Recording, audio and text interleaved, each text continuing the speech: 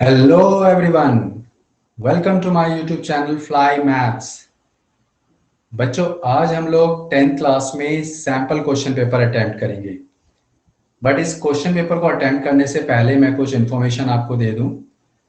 जैसे कि आपको मालूम भी होगा, कुछ स्टूडेंट्स को और कुछ को नहीं भी मालूम होगा, तो सबको क्लियर हो जाएगा कि इस ईयर में, इस सेशन में, सेशन जो कि 2021 2022 का है, इस सेशन में सीबीएसई बोर्ड ने डिसाइड किया है कि बोर्ड के एग्जाम दो बार लिए जाएंगे, यानी कि टर्म 1 और टर्म 2। ये बोर्ड एग्जाम नवंबर दिसंबर में होंगे और सेकेंड टर्म 2 जो होगा वो हमारा होगा मार्च अप्रैल में। तो टर्म 1 नवंबर दिसंबर में होंगे, उसके लिए sample question paper CBSE board ने इशू कर दिया है कि किस तरह के क्वेश्चंस आएंगे। दोनों ही एग्जाम, टर्म 1 और टर्म 2, दोनों ही एग्जाम 50 मार्क्स के होंगे, जिसमें से 40 मार्क्स के थ्योरी पेपर होगा और 10 मार्क्स का आपका इंटरनल असेसमेंट होगा। ये टर्म 1 और टर्म 2 दोनों में सेम रहेगा। तो जो 40 मार्क्स का थ्योरी पेपर होगा, उसके लिए सीबीएसई बोर्ड ने क्वेश्चन पेपर इशू किया है। वो क्वेश्चन पेपर किस तरह का होगा, यानी कि उसके बारे में हम आगे आज क्वेश्चन में डिस्कस करेंगे। तो बोर्ड ने जो क्वेश्चन पेपर आपको दिया है, जो सैंपल पेपर इशू किया है, उस क्वेश्चंस के बेस पर बोर्ड एग्जाम आएंगे। यानी कि उस तरह का क्वेश्चन हो सकता है, उस बेस पर हो सकता है, उस टॉपिक पर हो सकता है, जो सैंपल क्वेश्चन पेपर बोर्ड ने इशू किया है। तो उस सैंपल क्वेश्चन पेपर को हम लोग सॉल्व करेंगे। उससे पहले हम उसकी थोड़ी डिटेल समझ लेते हैं। इस सैंपल क्वेश्चन पेपर में 50 क्वेश्चंस हैं टोटल, और ये 50 क्वेश्चंस तीन सेक्शन में डिवाइड हैं। Section A, section B, section C. Section A में 20 क्वेश्चंस हैं, सेक्शन बी में भी 20 क्वेश्चंस हैं और सेक्शन सी में 10 क्वेश्चंस हैं। इसमें आपको टोटल 50 में से 40 क्वेश्चन अटेम्प्ट करने हैं। लेकिन ऐसा नहीं है कि कहीं से कोई भी क्वेश्चन आप अटेम्प्ट कर सकते हैं, उसमें भी रिस्ट्रिक्शन है। सेक्शन ए में जो 20 क्वेश्चंस हैं, उसमें आप 16 क्वेश्चन अटेम्प्ट करेंगे। सेक्शन बी में भी 20 क्वेश्चंस हैं, उसमें भी आप 16 क्वेश्चन अटेम्प्ट करेंगे। और सेक्शन सी में 10 क्वेश्चंस हैं, उसमें आप 8 क्वेश्चन अटेम्प्ट करेंगे। तो section A, section B, section C में आप 16 और 8 क्वेश्चंस अटेम्प्ट करेंगे। इसको अगर टोटल करें तो 40 क्वेश्चंस हो जाते हैं और टोटल 50 क्वेश्चंस आएंगे। इनमें से आप 40 क्वेश्चंस अटेम्प्ट करेंगे।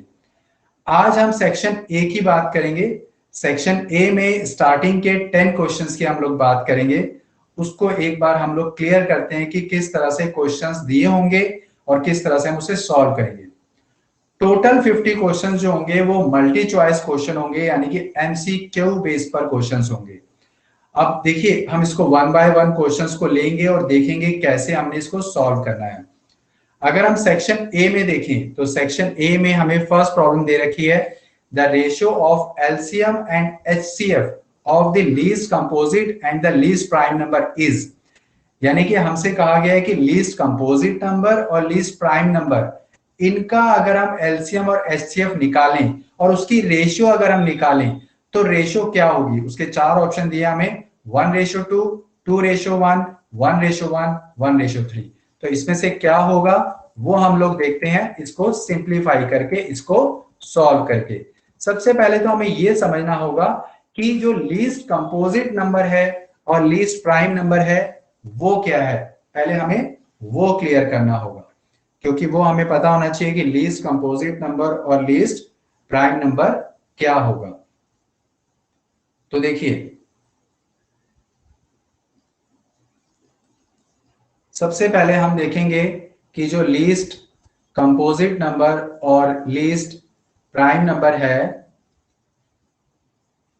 वो कौन कौन से होंगे, वो हमें देखना होगा।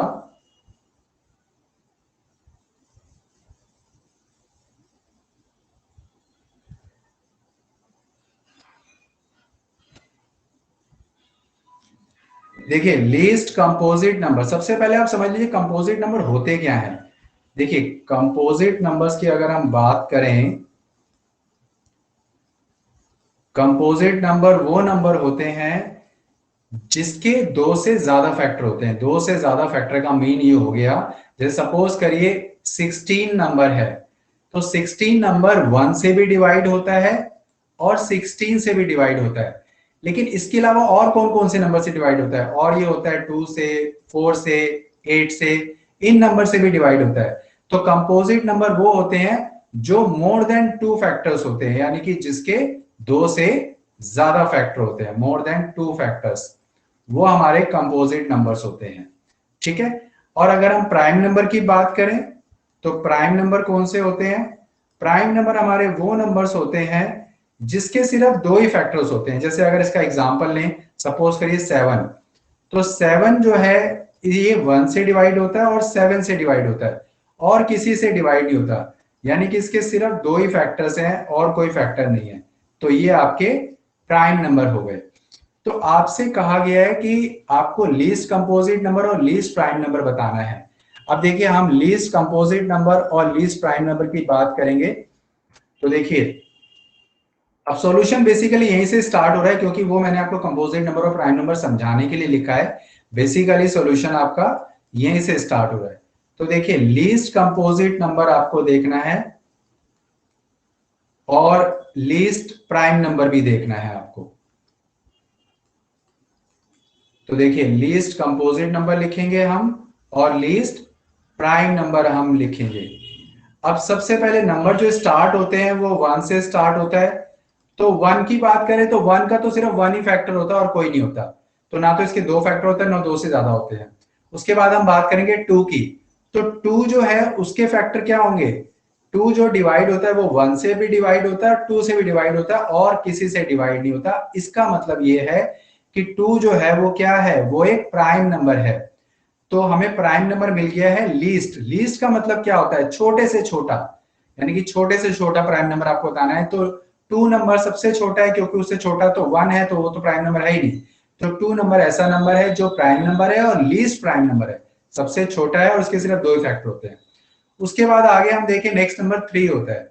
तो 3 भी 1 और 3 से डिवाइड होता है, तो वो भी प्राइम नंबर हुआ। लेकिन प्राइम नंबर तो हमें ऑलरेडी मिल चुका है, क्योंकि हमें छोटा नंबर लेना है, वो 2 है, वो हमें मिल चुका है। अब 3 के बाद बात करेंगे 4 की। तो 4 जो डिवाइड होता है वो 1 से डिवाइड होता है, 4 से डिवाइड होता है, और उसके अलावा वो 2 से भी डिवाइड होता है। तो इसका मतलब 4 ऐसा नंबर है जो कि कंपोजिट नंबर है, यानी कि लीस्ट कंपोजिट नंबर है।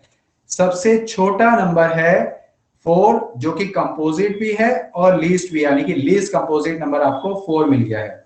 अब आपके पास ये नंबर्स आ गए हैं। अब आपको इसका एलसीएम बताना है और एचसीएफ बताना है, और फिर उसकी रेशियो भी बतानी है। तो देखिए, एलसीएम अगर हम निकालें तो एलसीएम हम निकालेंगे 4 और 2 का, तो वो हमारे पास क्या आएगा? 2 आएगा, सॉरी 4 आएगा उसका, अगर हम एलसीएम निकालें। और एचसीएफ निकालें 4 और 2 का, तो वो क्या आएगा? वो हमारे पास 2 आएगा। अगर आपको नहीं मालूम है कि एलसीएम और एचसीएफ कैसे निकालते हैं, तो वो मैं आपको क्लियर कर देता हूं। उसको फैक्टराइज करके हम कर सकते हैं। तो देखिए, हम क्या करेंगे, सबसे पहले 4 के फैक्टर करें। अगर 4 के फैक्टर करें तो 2 की पावर 2 आता है, और 2 की बात करें तो 2 का 2 ही रहेगा फैक्टर। अब इन दोनों में देखिए, आपको एलसीएम निकालना है। तो एलसीएम क्या होता है? आपको कॉमन नंबर देखना होता है कि कॉमन क्या है। तो कॉमन 2 है, लेकिन जो कॉमन नंबर होगा उसमें आपको हाईएस्ट पावर लेनी होगी। तो इसमें हाईएस्ट पावर क्या है? 2 है। तो इसका मतलब है एलसीएम जो होगा वो 2 की पावर 2 होगा। और एचसीएफ में भी क्या करते हैं, हम कॉमन नंबर लेते हैं। तो कॉमन नंबर क्या है? 2 है, लेकिन उसमें हम लोएस्ट पावर लेंगे। तो इसकी लोएस्ट पावर क्या है? यहाँ पे 2 की पावर 1 है, ठीक है। तो हम 2 की पावर क्या लेंगे? हम 1 लेंगे, क्योंकि 2 की पावर 1 है। तो इस तरह से एचसीएफ क्या है हमारे पास? 2 आ गया। तो हमारे पास ये एलसीएम और एचसीएफ आ गया, क्योंकि 2 का मतलब क्या होगा? 4 होगा, और एचसीएफ क्या हमारे पास? 2 है। अब ये हमारे पास नंबर आ गया 4 और 2। अब हमें क्या निकालना है? अब हमें रेशियो निकालनी है। तो रेशियो क्या है हमारे पास? 4 और 2, ये आपके पास आंसर आया है। इसकी रेशियो निकालें, ये कट हो रहा है, तो आपके पास क्या आ जाएगा? 2:1 आ जाएगा। और 2:1 हमारा कौन सा ऑप्शन था? अगर आप देखें ऑप्शन जो हमारे पास थे, उसमें जो हमारे पास फर्स्ट ऑप्शन था, तो वो फर्स्ट ऑप्शन था 1:2, सेकेंड ऑप्शन था 2:1, और थर्ड था 1:1, और फोर्थ था 1:3। तो इसका मतलब जो हमारे पास ऑप्शन आया है वो हमारे पास बी ऑप्शन आया है। तो इसका जो आंसर है वो ऑप्शन बी है। ये हमारे पास फाइनल इसका आंसर आ गया है, ये ऑप्शन बी हमारे पास इसमें मिल गया है। तो इस तरह से ये क्वेश्चन हमारा सॉल्व हो गया है। अब हम लोग चलते हैं अपने सेकेंड प्रॉब्लम की तरफ। तो देखिए सेकेंड प्रॉब्लम में हमारे पास दे रखा है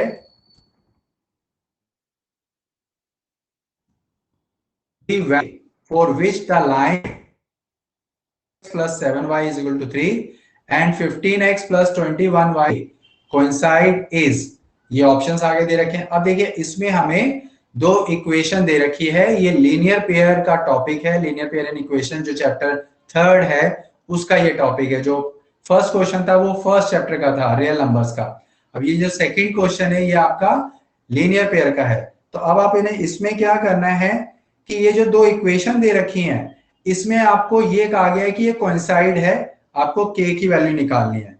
तो देखिए हम इसे कैसे सॉल्व करेंगे। सबसे पहले तो आपको ये समझना होगा कि कोइंसाइड होता क्या है।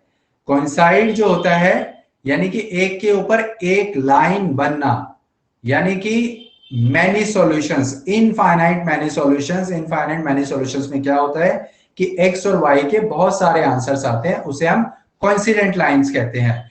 अगर आप लोगों ने पढ़ा हो तो जैसे ग्राफ ड्रॉ करते हैं तो देखिए एक लाइन ये ड्रॉ हो गई तो दूसरी लाइन ड्रॉ करेंगे ना तो वो भी इसी के ऊपर ड्रॉ होगी, यानी कि सेकंड इक्वेशन की भी लाइन इसी पे आ गई। तो ये एक ही लाइन आ रही है, इसे हम कहते हैं कोइंसिडेंट लाइंस।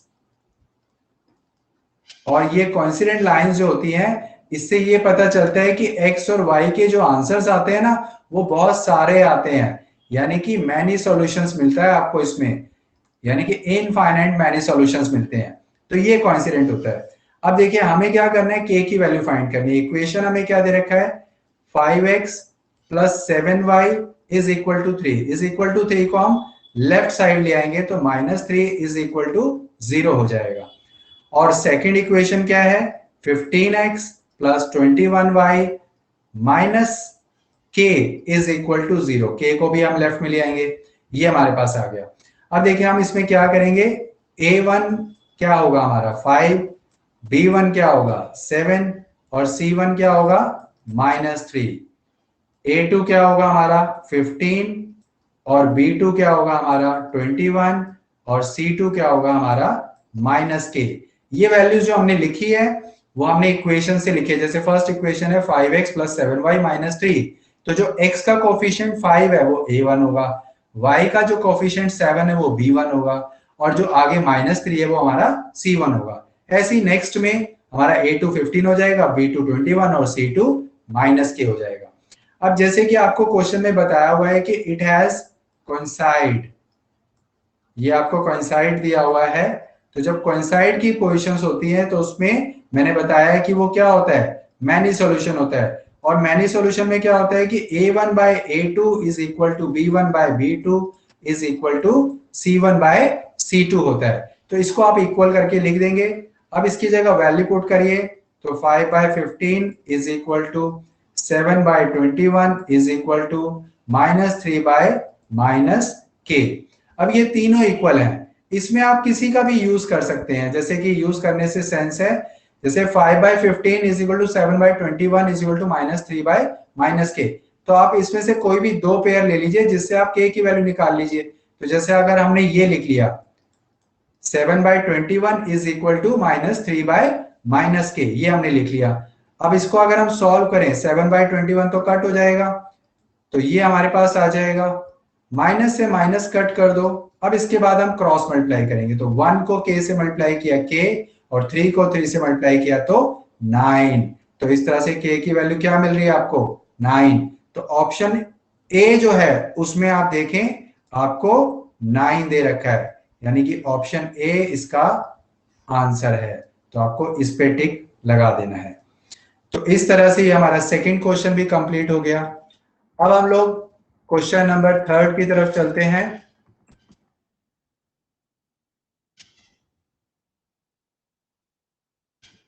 क्वेश्चन थर्ड जो है उसमें गिवन है a girl walks 200 metre towards east and then 150 metre towards north.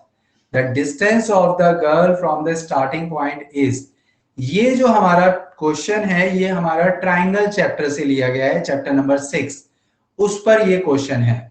अब इस क्वेश्चन को सॉल्व कैसे करेंगे वो समझिए आप लोग अच्छी तरह से। सबसे पहले तो क्या करना है, आप इसमें देखिए डायरेक्शन की बात हो रही है, ईस्ट और नॉर्थ डायरेक्शन की। तो देखिए ईस्ट और नॉर्थ डायरेक्शन के लिए हम थोड़ा डायरेक्शन को इंडिकेट करते हैं। तो जैसे ये हमने डायरेक्शन ड्रॉ कर दिया है, सपोज करिए ये आपका, अब देखिए आपसे पहले कहा है कि 200 मीटर टूवर्ड्स ईस्ट, यानी कि ईस्ट की तरफ 200 मीटर चलता है, तो हम यहाँ पर ईस्ट रख लेते हैं। ये हमारा क्या हो जाएगा, वेस्ट हो जाएगा। ये हमारा क्या होगा, नॉर्थ, और ये हमारा क्या होगा, साउथ। तो देखिए अगर हम देखें 200, देखिए हम क्या करेंगे, ये हमारा जो पॉइंट है, ये पॉइंट है, यहां से हम 200 मीटर चल रहे हैं। तो जब 200 चल रहे हैं तो ये हमारा कितना हो गया, 200 मीटर ईस्ट की तरफ गए हम। And then 150 metre towards north, और फिर हम कब जाएंगे, कहाँ जाएंगे, नॉर्थ में जाएंगे। नॉर्थ डायरेक्शन हमारी ये है, तो हम नॉर्थ की तरफ जाएंगे। यहां हम गए कितना, 150 मीटर। पहले हम 200 मीटर गए, फिर 150 मीटर गए। अब हमसे क्या कहा है, the distance of the girl from the starting point. Starting point कौन सा था, स्टार्टिंग पॉइंट तो हमारा ये था। तो यहां से हमें डिस्टेंस निकालना है, यानी कि यहां से हमें ये निकालना है, ये डिस्टेंस, क्योंकि अब वो यहां पहुंच गई है, यहां पहुंच चुकी है, और पहले वो यहां थी। तो हमें यहां से यहां तक का डिस्टेंस निकालना है। तो हम एक ट्राइंगल बना लेते हैं, जो हमारे पास ट्राइंगल इस पॉइंट से मिला है। पहले ये क्या था, 200 मीटर, ये 150 मीटर, ठीक है। ये इसका स्टार्टिंग पॉइंट था, स्टार्टिंग पॉइंट क्या हो गया, ए, और ये बी पॉइंट हो गया, और ये सी। सी वो पॉइंट है जहां पे वो गर्ल पहुंच चुकी है।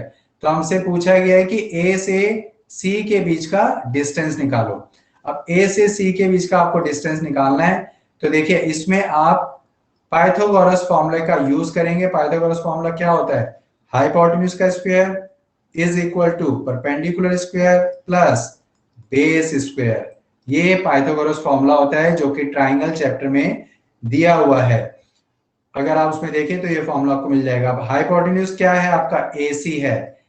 हाइपोटेन्यूज क्या होता है, AC। अगर आप लोगों को नहीं मालूम है तो जैसे ये जो एंगल होता है, अगर हम एंगल A की बात करें तो उसके सामने जो होता है वो परपेंडिकुलर होता है, यानी कि BC क्या है, परपेंडिकुलर। और जो नीचे होगा वो क्या होगा, AB, वो बेस होगा। और जो थर्ड साइड बचेगी वो क्या होगा, AC, यानी कि हाइपोटेन्यूज। तो AC हमारा हाइपोटेन्यूज हो गया। परपेंडिकुलर हमारा क्या है, BC, और उसकी वैल्यू हमें दी हुई है 150। तो 150 रखेंगे। बेस हमारा क्या है, AB, उसकी वैल्यू क्या है, 200, तो 200 रखेंगे। अब इसको सॉल्व कर लीजिए। 150 को 150 से मल्टीप्लाई करेंगे तो हमारे पास ये वैल्यू आ जाएगी, और 200 को 200 से मल्टीप्लाई करेंगे तो हमारे पास ये वैल्यू आ जाएगी। दोनों को अगर प्लस करें तो प्लस करने पर हमारे पास ये वैल्यू आ गई है। अब देखिए हमें क्या करना है, AC निकालना है। तो देखिए AC जब निकालेंगे तो हम क्या करेंगे, AC का जो स्क्वायर है वो इधर आके क्या हो जाएगा, रूट हो जाएगा। और इसका अगर हम रूट निकालें तो रूट हमारे पास क्या आएगा, 250 आएगा। अगर आप लोगों को रूट निकालना नहीं आता है तो दो तरीके हैं, एक तो पेयर बना के निकालते हैं, या हम फैक्टर भी कर सकते हैं। जैसे कि अगर इसके हम फैक्टर करें, फैक्टर में आपको दिखा दे रहा हूं इसके करके।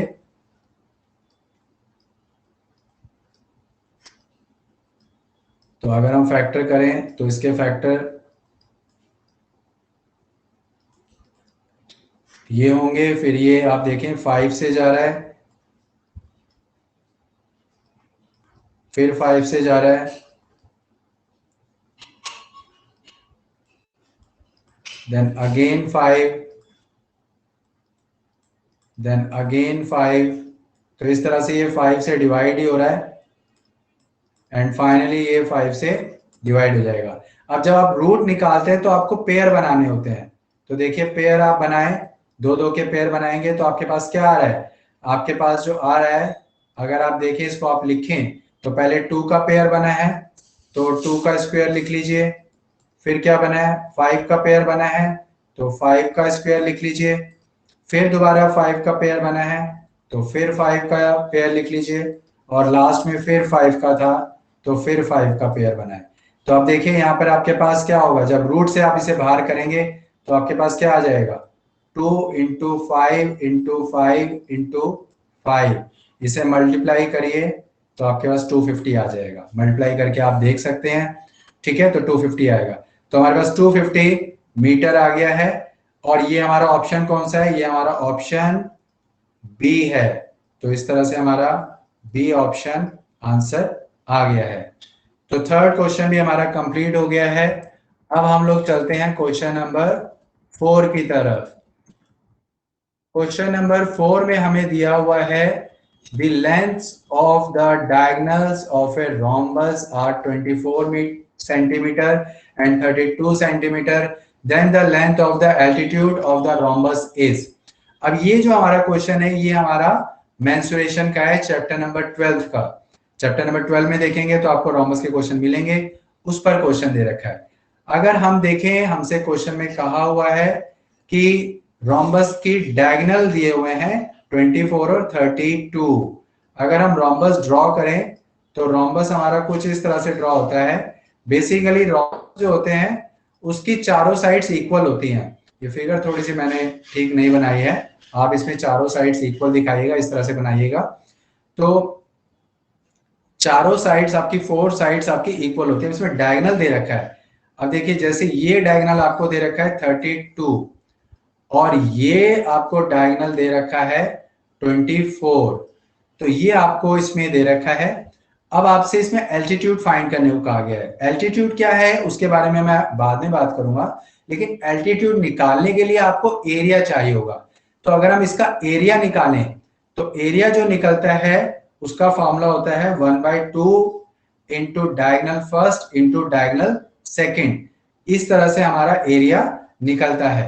तो सबसे पहले देखिए हम एरिया अगर निकालें, एरिया ऑफ रोम्बस, अगर हम एरिया ऑफ रोम्बस निकालें तो 1/2 इंटू डायगोनल 1 इंटू डायगोनल 2, यानी कि 1/2 इंटू 32 इंटू 24। अब इसको कट कर दीजिए, इसको कट करेंगे तो 16 आएगा। 16 और 24 को अगर आप मल्टीप्लाई करें तो आपके पास 384 आ जाएगा सेंटीमीटर स्क्वायर। ये आपके पास एरिया आ गया है। अब देखिए आपसे कहा गया है कि आपको एल्टीट्यूड निकालना है। देखिए एल्टीट्यूड हमेशा क्या होता है, बेस पर होता है। बेस मतलब कोई भी साइड। अगर हम देखें जैसे ये मान लीजिए बेस है, सपोज करिए ये हम नेमिंग कर लेते हैं ए बी सी डी, तो ये बेस हो गया, ठीक है। इस बेस पर कोई भी बेस ले सकते हैं आप, ए बी ले सकते हैं, बीसी भी ले सकते हैं, सी डी भी ले सकते हैं, ए डी भी ले सकते हैं। अगर हम ए बी बेस लें, ये वाला हमने बेस ले लिया, तो हमसे कहा गया इस पर एल्टीट्यूड बताइए क्या होगा। तो इसका जो एल्टीट्यूड होगा वो इस तरह से ड्रॉ होगा, ठीक है। तो देखिए ये एल्टीट्यूड होगा, ये एल्टीट्यूड आपको निकालना होगा। यानी कि आपके पास ए बी क्या आया है, ए बी आपके पास नहीं है, आपको ए बी निकालना होगा। उसके बाद आप ये एल्टीट्यूड निकालेंगे। इस फिगर को अलग से ड्रॉ करें, इतने पोर्शन को ही जो मैंने अभी डार्क किया है पोर्शन, अगर उसको अलग से ड्रॉ करें तो आप देखिए ये हमारा ए था, ये हमारा बी था। अब देखिए अगर हम फिगर की बात करें, जैसे ये नाम रख लेते हैं हम यहाँ पे ओ है, तो देखिए ये हमारा जो होगा वो ये पोर्शन होगा, ये हमारा ओ जो होगा वो ये होगा, यानी कि ओ बी। अब ओ बी कैसे आएगा, बी डी हमारा पूरा कितना है, बी डी हमारा 32 है, बी डी हमारा कितना है 32, तो ओ बी कितना होगा, ओ बी हमारा 32 का हाफ होगा, यानी कि 16।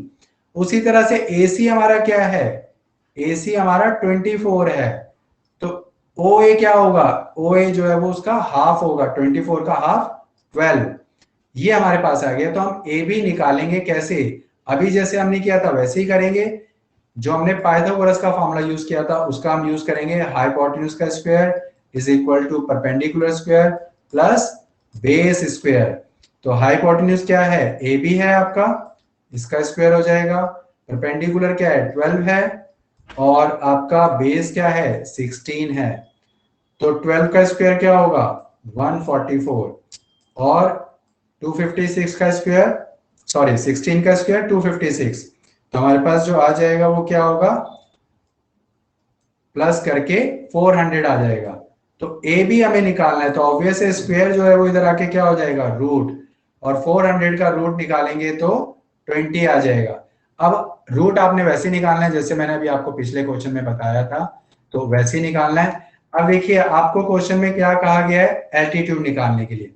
अब जैसे कि मैंने आपको बताया कि ये जो बेस है इस पर एल्टीट्यूड निकालेंगे ये, तो देखिए यहां पर एक हमारा नया फॉर्मूला यूज होगा, एरिया ऑफ रोम्बस का। एरिया ऑफ रोम्बस का फॉर्मूला आपने पहले भी देख लिया, 1/2 इंटू डायगनल 1 इंटू डायगनल 2। इसका एक और फॉर्मूला भी होता है और वो होता है बेस इंटू एल्टीट्यूड, ये फॉर्मूला भी इसका होता है। अब देखिए एरिया हमारे पास क्या आया था, एरिया हमारे पास 384 था। बेस हमारा क्या है, बेस हमारा ए बी है, बेस हमारा क्या है, ए बी, और एल्टीट्यूड क्या है हमारा, ओ ए। तो देखिए 384 इंटू ए बी क्या है, ए बी हमने अभी यहाँ पे निकाला है 20 इंटू ओ ए। तो ओ ए कैसे आएगा, 384 upon 20 is equal to O A. तो 20 हमारा अपॉन में आ गया। अब इसको अगर हम सॉल्व करें तो हमारे पास ओ ए क्या आ जाएगा, ओ ए इसको डिवाइड कर लीजिए तो 19.2 आ जाएगा। तो देखिए 19.2 हमारे पास एल्टीट्यूड आ गया है। अब ये एल्टीट्यूड का जो ऑप्शन में हमें दे रखा है, अगर आपको ऑप्शन देखें तो हमारे ऑप्शन क्या दे रखे हैं, हमारे ऑप्शन दे रखे हैं 12, 12.8, 19 और 19.2, जो कि ऑप्शन डी है। तो इसका मतलब 19.2 जो है वो हमारा ऑप्शन डी है। तो फाइनल आंसर जो हमारा आ गया है वो 19.2 जो कि ऑप्शन डी आ चुका है। तो हम यहाँ मेंशन कर देंगे कि ऑप्शन डी हमारा फाइनल आंसर है, ऑप्शन डी। इस तरह से हमारा क्वेश्चन 4 भी कंप्लीट हो गया है। अब हम लोग देखते हैं क्वेश्चन नंबर 5। क्वेश्चन नंबर 5 में हमें दे रखा है 2 fair coins are tossed. Coins आप लोग जानते हैं जो कि हेड और टेल होते हैं, जो कॉइन्स होते हैं जिसमें हेड और टेल बना होता है। तो वो कह रहा है 2 कॉइन्स को लेना है। फेयर कॉइन से मतलब होता है जिसमें हेड और टेल दोनों हो, ऐसा ना हो कि दोनों में हेड हो या दोनों में टेल हो। तो 2 फेयर कॉइन्स हो, उसको हम टॉस करेंगे। What is the probability of getting at the most one head. तो ज्यादा से ज्यादा एक हेड आने की प्रोबेबिलिटी क्या होगी। अब देखिए सबसे पहले तो यहाँ पे देखिए जब हम 2 कॉइन को टॉस करेंगे तो हमारे पास क्या पॉसिबिलिटीज आएंगी। देखिए पॉसिबिलिटीज का मतलब है कि टोटल आउटकम्स क्या होंगे, टोटल पॉसिबल आउटकम्स क्या होंगे, पहले हम ये देखेंगे। तो टोटल पॉसिबल आउटकम्स हम निकालेंगे। तो टोटल पॉसिबल आउटकम्स में देखिए आपके पास क्या क्या आ सकता है। अगर फर्स्ट कॉइन को टॉस किया हेड आ गया, सेकंड को भी टॉस किया और हेड आ गया, तो हेड हेड आ सकता है, या दोनों में टेल टेल आ सकता है, या फर्स्ट में हेड सेकंड में टेल, या फिर फर्स्ट में टेल और सेकंड में हेड। तो यही पॉसिबिलिटीज है और कोई पॉसिबिलिटीज नहीं है। तो इस तरह से जो टोटल पॉसिबिलिटीज आ रही हैं वो क्या आ रही है, 1, 2, 3 और 4, यानी कि टोटल पॉसिबल आउटकम 4 आ रहे हैं। अब हम देखेंगे total favourable outcome. Total favourable outcomes, favourable outcome हमें किसके निकालने हैं, फेवरेबल आउटकम निकालने हैं at the most of one head, getting off getting at the most of one head, most one head, यानी कि आपको ज्यादा से ज्यादा एक हेड निकालना है, ज्यादा से ज्यादा एक हेड आना चाहिए, उसकी आपको फेवरेबल आउटकम बताने हैं। अब हम एक चीज देखते हैं, ज्यादा से ज्यादा एक हेड। तो देखिए फर्स्ट ऑप्शन अगर देखें तो इसमें तो 2 हेड है, ठीक है। पहले तो आपको यह भी समझना होगा कि ज्यादा से ज्यादा एक हेड, यानी कि एक हेड से ज्यादा नहीं आना चाहिए, चाहे उससे कम आ जाए तो एक हेड आ जाए, या फिर हेड नहीं भी आए तो भी चलेगा, क्योंकि उसने कहा है कि ज्यादा से ज्यादा एक हेड आना चाहिए, उससे ज्यादा नहीं आए। कम चाहे कुछ भी आ जाए, चाहे एक हेड आ जाए या हेड आए भी ना, तो जो आपका होगा वो क्या आ जाएगा, टेल टेल हो जाएगा, क्योंकि इसमें हेड है ही नहीं। क्योंकि आपको ज्यादा से ज्यादा एक हेड चाहिए, एक हेड से ज्यादा नहीं होना चाहिए, बाकी चाहे कुछ भी आ जाए, चाहे एक हेड आ जाए या फिर 0 हेड आ जाए। तो टेल टेल में 0 हेड है। उसके बाद सेकंड में क्या है, हेड टेल, इसमें एक ही हेड है। नेक्स्ट में क्या है, टेल हेड, इसमें भी एक हेड है। और जो फर्स्ट वाला ऑप्शन था हेड हेड वाला, वो हम नहीं लेंगे क्योंकि उसमें दो हेड आ रहे हैं, हमें ज्यादा से ज्यादा एक ही हेड लेना है। तो हमारा फेवरेबल आउटकम क्या आ गया, 3 आ गया। अब हम क्या करेंगे, प्रोबेबिलिटी निकालेंगे। तो प्रोबेबिलिटी का फॉर्मूला यूज करेंगे। फॉर्मूला जो होता है इसका वो क्या होता है, total favourable outcome, total favourable outcomes upon में टोटल पॉसिबल आउटकम्स, ये हमारा इसका फॉर्मूला होता है। अब देखिए फेवरेबल आउटकम क्या आया है, 3, और पॉसिबल आउटकम क्या आया है, 4। तो 3/4 ये इसका आंसर है। तो ये हमारा ऑप्शन कौन सा है, ऑप्शन ए है हमारा। तो इसका आंसर हमारा ऑप्शन ए आ गया है। तो इस तरह से हमारा क्वेश्चन नंबर 5 भी कंप्लीट हो गया है। अब हम लोग क्वेश्चन नंबर 6 देखते हैं। क्वेश्चन नंबर 6 में हमें ट्राइंगल के बेस पर क्वेश्चन दिया हुआ है। ट्राइंगल के बेस पर यानी कि ट्राइंगल चैप्टर, जो कि चैप्टर नंबर 6 है, और हमारा ये क्वेश्चन नंबर भी 6 ही है। अब देखिए इसमें क्या है, आपसे कहा गया है कि ट्राइंगल एबीसी और ट्राइंगल पीक्यूआर ये सिमिलर है। तो अगर हम इसको फिगर से समझें तो देखिए ये एक ट्राइंगल ले लिया हमने, ए बी सी, और एक ट्राइंगल हमने ये ले लिया, पी क्यू आर। अब ये दोनों ही हमें क्या दिए हुए हैं, सिमिलर दिए हुए हैं। सिमिलर में क्या होता है कि जो इसकी साइड्स होती हैं वो रेशियो में स्क्वायर कर दें तो इक्वल होती हैं। जैसे कि इसका मीनिंग ये है कि ए बी का स्क्वायर लें आप, यानी कि फर्स्ट वाला हमने ले लिया, और इधर पी क्यू का स्क्वायर लें। ये मैं आपको कंडीशन बता रहा हूं जब सिमिलर होगा, क्योंकि हमें क्वेश्चन में दे रखा है triangle ABC similar triangle PQR. जो आप देख रहे हैं ये जो साइन बना है ये किसका बना हुआ है, सिमिलर का साइन बना हुआ है। ठीक है, तो ये सिमिलर का साइन है। तो इसमें क्या होता है कि जब सिमिलर होता है तो साइड का स्क्वायर रेशियो में इक्वल होता है। अब जैसे दूसरी साइड क्या लिखेंगे, बीसी का स्क्वायर अपॉन में क्यू आर का स्क्वायर, यानी कि हमने यहाँ पर बीसी लिया और यहाँ पर क्यू आर। और फिर थर्ड में क्या लेंगे, ए सी का स्क्वायर अपॉन में पी आर का स्क्वायर। तो ये हमारा इक्वल होता है जब सिमिलर दिया होता है। अच्छा, अब जब इक्वल होता है तो इसमें क्या है, हमसे आगे क्वेश्चन में कहा हुआ है कि if A M and P N are altitude. अब इसमें एल्टीट्यूड भी ड्रॉ करते हैं। तो ए एम, ये एम आ गया, और पी एन, ये हमारा एन आ गया। तो ए एम और पी एन ये एल्टीट्यूड है ट्राइंगल एबीसी और पी क्यू आर के। और हमें दिया हुआ है कि ए बी का स्क्वायर पी क्यू स्क्वायर की रेशियो अगर लें तो वो 4:9 है। तो हमसे पूछा गया है कि ए एम और पी एन रेशियो क्या होगी। अब इसमें आप एक पॉइंट समझ लो अच्छी तरह से कि जब आपका सिमिलर ट्राइंगल होता है, ये तो आप देख चुके हैं कि साइड्स रेशियो में इक्वल होती है। जब सिमिलर होता है तो इसमें जो आपका एल्टीट्यूड का रेशियो होता है, यानी कि रेशियो ऑफ एल्टीट्यूड, वो इक्वल होता है रेशियो ऑफ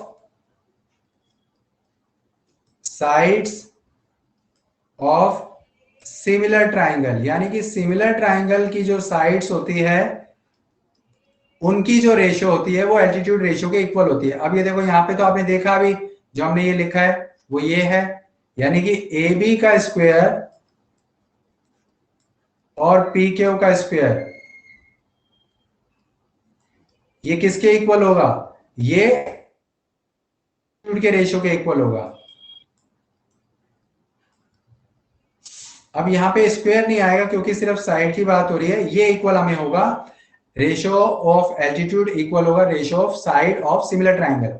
ये हमारे पास दे रखा होगा। अच्छा, हमें एक वैल्यू दे रखी है, आप देखिए क्वेश्चन में दे रखा है, क्या दे रखा है, A B square upon P Q square is equal to 4/9। आप क्वेश्चन में देखें ये हमें दे रखा है। तो ये जब रेशियो में इक्वल है और स्क्वायर दे रखा है तो हम इसका स्क्वायर अगर हटाएं तो ये इधर आके क्या हो जाएगा, ये इधर आके रूट में हो जाएगा, और रूट निकालेंगे तो क्या आएगा 2/3, यानी कि A B by P Q किसके इक्वल आ गया 2/3 के। तो यहाँ पे हम A B by P Q में क्या रख देंगे 2/3। तो देखिए इसमें A M upon P N जो होगा वो किसके इक्वल होगा 2/3। अच्छा, इस क्वेश्चन में मैं ऑप्शन लिखना भूल गया हूं, तो मैं ऑप्शन मेंशन कर देता हूं यहाँ पर। तो देखिए इसमें जो फर्स्ट ऑप्शन दे रखा है वो है 16:81, और जो सेकंड ऑप्शन दे रखा है वो 4:9 है। जो थर्ड ऑप्शन है वो 3:2 है, और जो फोर्थ ऑप्शन है वो आपका 2:3 है। तो 2:3 हमारा आ रहा है, ये हमारा आंसर है, क्योंकि यहाँ पे 2/3 आ गया तो ये रेशियो में 2:3 होगा। तो इसका मतलब ऑप्शन कौन सा आ रहा है हमारा, ऑप्शन डी हमारा आंसर है। ये हमारा इसमें फाइनल आंसर हमें मिल रहा है। तो इस तरह से ये क्वेश्चन भी हमारा सॉल्व हो गया है। हम लोग चलते हैं क्वेश्चन नंबर 7 पर। क्वेश्चन नंबर 7 ट्रिग्नोमेट्री के बेस पर है, जो कि चैप्टर नंबर 8 है, इंट्रोडक्शन ऑफ ट्रिग्नोमेट्री। उस बेस पर हमें ये दे रखा है। तो देखिए क्वेश्चन में हमें क्या दे रखा है 2sin² बीटा, ये बीटा है बी नहीं है, ध्यान रखिएगा। 2sin² beta minus cos² beta is equal to 2। Then beta is, तो बीटा क्या होगा, बीटा की वैल्यू निकालनी है। तो देखिए इसको हम सॉल्व करेंगे। हमें जो दे रखा है क्वेश्चन में वो है 2sin² बीटा, बीटा इस तरह से इसकी जो लाइन है वो लंबी बनाते हैं, minus cos² beta is equal to 2, ये हमें दे रखा है क्वेश्चन में। अब देखिए इसको हम सॉल्व करेंगे। इसमें एक फॉर्मूले का यूज होगा, अगर आप लोगों ने फॉर्मूले अभी याद नहीं किए हैं तो मैं आपको बता देता हूँ। एक फॉर्मूला होता है sin² theta plus cos² theta is equal to 1, यानी कि cos² थीटा क्या हो जाएगा, sin² इधर आके माइनस में हो जाएगा जब साइड चेंज करेंगे। तो cos² थीटा का फॉर्मूला क्या आ रहा है 1 माइनस sin² थीटा, ये फॉर्मूला है। इस फॉर्मूले का हम यूज करेंगे। हम कैसे यूज करेंगे देखते हैं। 2sin² बीटा माइनस cos² की जगह हम क्या लिख देंगे, cos² की जगह हम लिख देंगे 1 माइनस sin² बीटा, क्योंकि फॉर्मूला आपने अभी क्या देखा है cos² theta is equal to 1 minus sin² theta. Theta से कंफ्यूज नहीं होना है, यहाँ पे कुछ भी लिखा हो सकता है, थीटा लिखा हो सकता है, फाई लिखा हो सकता है, ए बी कुछ भी लिखा हो सकता है, तो वो उससे फर्क नहीं पड़ता। अब यहाँ पे हमारा बीटा है तो हम बीटा लिख रहे हैं, अगर थीटा होता तो थीटा लिखते। तो यहाँ पे हम क्या कर देंगे, जब फॉर्मूला यूज करेंगे तो cos² बीटा है तो उसकी जगह हम क्या लिख देंगे 1 माइनस sin² बीटा, जैसे कि फॉर्मूले मैंने बताया है, जो ये फॉर्मूला हमारा अप्लाई हो रहा है, इज इक्वल टू 2। अब इसको हम ब्रैकेट को ओपन करेंगे तो 2sin² beta minus bracket open करेंगे तो 1 माइनस में हो जाएगा और sin² बीटा हमारा प्लस में हो जाएगा, इज इक्वल टू 2। अब देखिए 2sin² बीटा और sin² बीटा प्लस हो जाएगा तो क्या आ जाएगा 3sin² बीटा, क्योंकि 2 और 1 प्लस करेंगे तो 3 हो जाएगा। और ये जो -1 है ये आपका राइट हैंड में आ जाएगा तो +1 हो जाएगा। 3sin² beta is equal to क्या आ जाएगा 3। तो अब आपके पास क्या आ गया कि 3sin² beta is equal to 3 आ गया है, यानी कि sin² beta is equal to 3/3 हो गया, जो कि कट के क्या आ जाएगा 1। अब देखिए ये 1 आ गया है, तो साइन बीटा स्क्वायर इधर आके क्या होगा रूट में, तो रूट सॉल्व करने पर क्या आएगा 1 का रूट 1 ही होता है। अब देखिए sine beta is equal to 1 आ गया है, तो जब sine beta is equal to 1 आया है तो साइन हमारा 1 कब होता है आपको ये लिखना होगा। अगर आपके पास टेबल आप देखें बुक में 0 degree 30 degree 45 degree 60 degree 90 degree की एक टेबल ड्रॉ हो रखी है बुक में, आप चेक कर सकते हैं। तो वहां पे आप देखें कि साइन के कॉलम में 1 कब आता है, तो साइन के कॉलम में 1 90 डिग्री में आता है। तो हमारा जो बीटा आ गया है वो क्या आ गया है, वो हमारा 90 आ गया है, 90 डिग्री। अब ऑप्शन अगर हम देखें तो ऑप्शन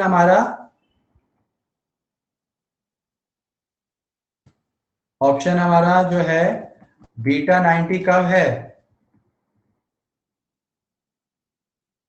वो हमारा ऑप्शन बी है। तो इस तरह से हमारे ऑप्शन जो है वो फाइनल आंसर हो गया है। ठीक है, तो इस तरह से क्वेश्चन नंबर 7 भी हमारा कंप्लीट हो गया है। अब हम लोग चलते हैं क्वेश्चन नंबर 8 की तरफ।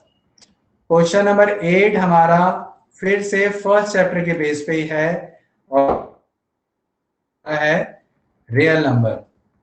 तो रियल नंबर के बेस पर ये फर्स्ट क्वेश्चन नंबर 8 दे रखा है। इस क्वेश्चन में हमें दे रखा है prime factors of the denominator. अब देखिए यहाँ पे डिनोमिनेटर की बात हो रही है, उसके प्राइम फैक्टर की बात हो रही है of a rational number with the decimal expansion 44.123 are. आगे हमें ऑप्शन दे रखे हैं। अब देखिए सबसे पहले तो आपको इसमें ये समझना होगा कि रैशनल नंबर क्या होते हैं, जिसमें इरैशनल नंबर होते हैं, रैशनल नंबर होते हैं, टर्मिनेटिंग, नॉन टर्मिनेटिंग। अगर आप लोगों को नहीं पता है तो मैं थोड़ा सा उसके बारे में बता देता हूं, वो आप समझ लीजिए कि क्या होता है, फिर हम लोग क्वेश्चन करेंगे तो ज्यादा आप आसानी से समझ पाएंगे। देखिए जो टर्मिनेटिंग नंबर होता है वो हमारा रैशनल नंबर होता है।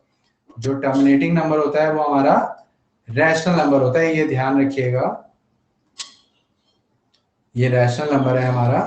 अब टर्मिनेटिंग नंबर कौन सा होता है? टर्मिनेटिंग नंबर वो होता है जो कंप्लीटली डिवाइड होता है। जैसे कि एग्जांपल लेते हैं, ये है, अब इसको अगर आप डिवाइड करेंगे तो ये डिवाइड हो जाएगा, बेशक डेसिमल आ जाएगा बट ये डिवाइड हो जाएगा, आगे कुछ नहीं आएगा, 0.79 आ जाएगा। पता ही है, 2 जीरो हटा के 2 से पहले आप डेसिमल लगा सकते हैं। तो ये कंप्लीट डिवाइड हो गया है। जब कंप्लीट डिवाइड हो गया है तो ये टर्मिनेटिंग नंबर है। अब टर्मिनेटिंग नंबर की बात क्या होती है, इसके डिनोमिनेटर की खास बात ये होती है कि इसके अगर आप फैक्टर करें ना तो 2 या 5 ही आपको फैक्टर में मिलता है और कुछ नहीं मिलेगा। अगर आप 100 के फैक्टर करें, करके देख सकते हैं आप, तो 2 और 5 ही होगा। तो अब ये जो आपको डेसिमल एक्सपेंशन दे रखा है 44.123, ये भी आप देखें कि इसमें कोई आगे नंबर नहीं आ रहा है, 1 2 3 के बाद आगे नहीं है, क्योंकि देखिए टर्मिनेटिंग नंबर होता है जिसमें आगे नंबर नहीं आता है, एक नॉन टर्मिनेटिंग होता है। नॉन टर्मिनेटिंग में क्या होता है कि जिसमें आगे नंबर रिपीट होते हैं, जैसे कि 1/3 अगर आप इसको डिवाइड करें तो क्या आएगा, 0.333, ये रिपीट हो रहा है, तो ये नॉन टर्मिनेटिंग है। लेकिन ऐसा यहां पर नहीं है। तो जब यहां पर नहीं है तो इस सिचुएशन में क्या है, ये आपका टर्मिनेटिंग नंबर है। ठीक है, अब जब टर्मिनेटिंग नंबर है तो इसका मतलब क्या है कि इसके अगर डिनोमिनेटर के फैक्टर करें तो क्या मिलेंगे, 2 और 5। आप इसमें भी करके देख सकते हैं, जैसे कि आप सपोज करिए इसका डेसिमल अगर आप रिमूव करें 0.123 है तो क्या करेंगे, नीचे 3 जीरो आ जाएंगी। अब ये डिनोमिनेटर मिल गया आपको। अब 1000 के आप फैक्टर करें, फैक्टर करेंगे तो आपके पास ये आएगा, इसमें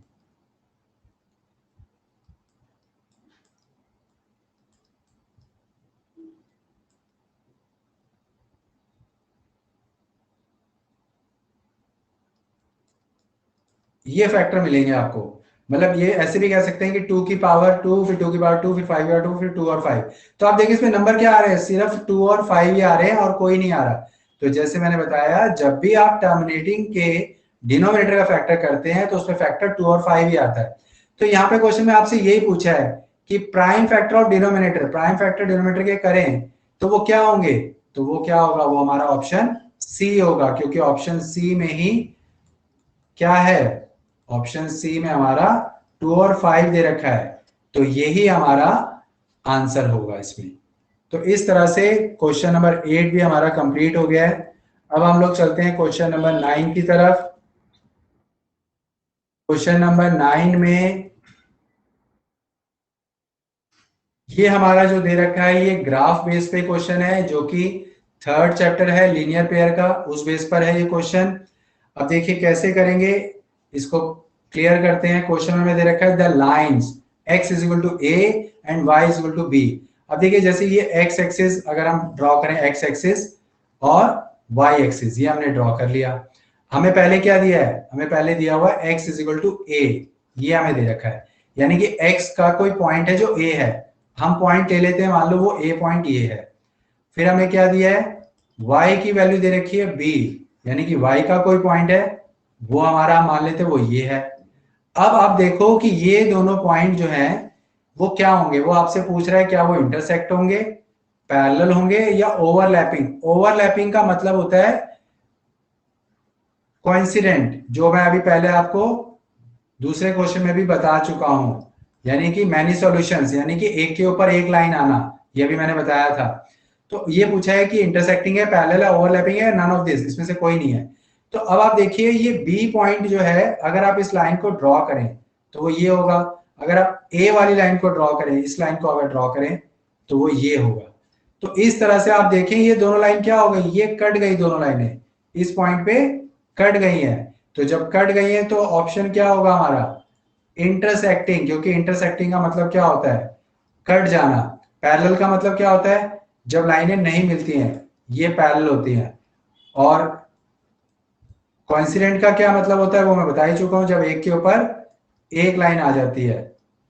और इंटरसेक्टिंग का मतलब क्या होता है, जब एक लाइन दूसरे को काट देती है, जैसे इस पॉइंट पे ये काट रही है, जैसे यहां पर ये काट रही है। तो ये इंटरसेक्टिंग है, यानी कि हमारा ऑप्शन ए है इसका आंसर। ठीक है, तो ये हमारा क्वेश्चन नंबर 9 भी हमारा कंप्लीट हो गया है। अब हम लोग क्वेश्चन नंबर 10 देखते हैं। क्वेश्चन नंबर 10 में हमें दे रखा है the distance of point A -5 6 from the origin is, option दे रखे हैं। अब ये जो हमारा क्वेश्चन है ये चैप्टर नंबर 7 का है, यानी कि कोऑर्डिनेट ज्योमेट्री। तो कोऑर्डिनेट ज्योमेट्री में डिस्टेंस फॉर्मूला आप लोगों ने देखा होगा, उस बेस पर ये क्वेश्चन सॉल्व करना है। हमसे कहा गया डिस्टेंस फाइंड करना है ए से, कहा, ओरिजिन पॉइंट। ओरिजिन क्या होता है, ओरिजिन पॉइंट का मतलब होता है जो पॉइंट जीरो होते हैं। जैसे हम इसको मान लो और ए का नाम दे देते हैं ओरिजिन, यानी कि वहां पे हमारे कोई पॉइंट नहीं होते, ओरिजिन हमारे 0 0 होते हैं। और ए हमें क्या दे रखा है, -5 और 6। ठीक है, अब हमें क्या करना है, डिस्टेंस निकालना है। तो इसमें वैल्यूज क्या है, ये हमारा x1 है, ये हमारा y1 है, ये हमारा x2 है, ये हमारा y2 है। तो x1 हमारा 0 है, y1 हमारा 0 है, x2 हमारा -5 है और y 6 है। अगर आप ओ ए का डिस्टेंस निकालें तो इसका फॉर्मूला जो यूज होता है वो यूज होता है, एक सेकेंड, फॉर्मूला आपको इसमें यूज करना है x square plus plus y2 minus y1 का होल स्क्वायर, ये आपको यूज करना है।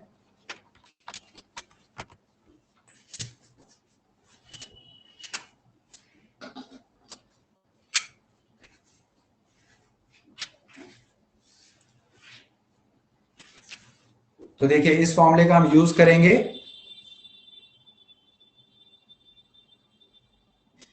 x2 माइनस x1 का whole square plus y2 minus y1 का होल स्क्वायर, ये फॉर्मूला हम यूज करेंगे। अब इसमें हम वैल्यू पुट कर देंगे। तो देखिए वैल्यू हमारी क्या होगी, x2 क्या है हमारे पास -5 और x1 क्या है हमारा 0, इसका होल स्क्वायर प्लस y2 क्या है हमारे पास 6 और y1 क्या है 0। इसको अगर हम सॉल्व करें तो सॉल्व करके हमारे पास क्या आ जाएगा, -5 माइनस 0 क्या होगा, -5 ही होगा, इसका स्क्वायर। 6 माइनस 0 क्या होगा, 6 ही होगा, इसका स्क्वायर। अब इसको हम सॉल्व करें, -5 का स्क्वायर क्या हो जाएगा हमारे पास, -5 का स्क्वायर आ जाएगा 25 और 6 का स्क्वायर क्या आ जाएगा 36। सॉल्व होके क्या आ जाएगा 61। तो हमारे पास जो 61 आ रहा है वो रूट में आ रहा है, यही हमारा आंसर है। तो आंसर हमारा कौन सा आ रहा है, ऑप्शन डी। तो ऑप्शन डी हमारा जो है वो फाइनल आंसर है, √61। तो इस तरह से हम लोगों ने 10 क्वेश्चंस कंप्लीट कर लिए जो सेक्शन ए के थे। सेक्शन ए में टोटल 20 क्वेश्चंस हैं। नेक्स्ट 10 क्वेश्चंस नेक्स्ट वीडियो में मैं लेकर आऊंगा। अगर इस क्वेश्चन में आप लोगों को कोई भी डाउट होता है इन 10 क्वेश्चंस में तो प्लीज कमेंट बॉक्स में जरूर बताइएगा, जो भी डाउट होगा मैं उसको रिप्लाई करूंगा। अगर आप लोगों को वीडियो पसंद आई है तो वीडियो को लाइक करिएगा, अपने फ्रेंड सर्कल में शेयर करिएगा, चैनल को सब्सक्राइब करिएगा, बेल आइकन पुश करिएगा ताकि हर नई वीडियो आने पर